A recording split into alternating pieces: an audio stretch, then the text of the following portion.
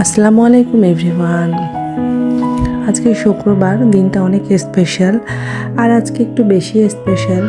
তো বেশি স্পেশাল কেন সেটা পরে বলছি। তো আম্মু আজকে সকালে সকালে খিচুড়ি রান্না করেছিল।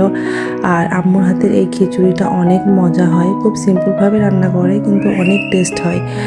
আর আমি এখানে অনেকগুলো ঘি নিয়ে নিয়েছি, আমার খিচুড়িতে ঘি খুব বেশি পছন্দ। তো এবার আমি বলি আপনাদেরকে যে কেন এত বেশি স্পেশাল। আসলে আজকে আমাদের নানুর বাসায় দাওয়াত রয়েছে।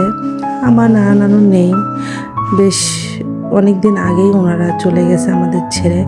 আল্লাহ ওনাদেরকে বেহেশত নসিব করুক। কিন্তু আসলে নানা নানির বাসার যে টানটা, এটা কখনো মানে কমে না।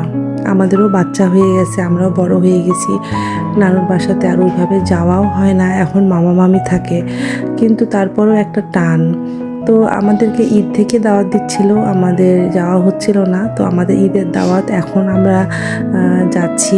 তো খুব ভালো লাগছিল। আম্মু আগেই চলে গিয়েছে আমার মেয়েকে নিয়ে, আর আমরা পরে গেলাম। আর এই যে দেখেন আমার মামি কত আয়োজন করেছে, রোস্ট, ডাল, পোলাও, মাংস, অনেক কিছু। তো যাই হোক, আসলে খাওয়াটা বড় বিষয় না, বিষয়টা হচ্ছে যে মানে সবার সাথে দেখা হওয়া, বা ওখানে অনেক খালামণিরা আছে, মামারা আছে, আলহামদুলিল্লাহ সবার সাথে দেখা হওয়াটাই হচ্ছে বড় ব্যাপার। আর আমার মেয়েটার একটু জ্বর আসছিল, যার জন্য আমি বেশিক্ষণ থাকিনি, আমি চলে এসেছিলাম।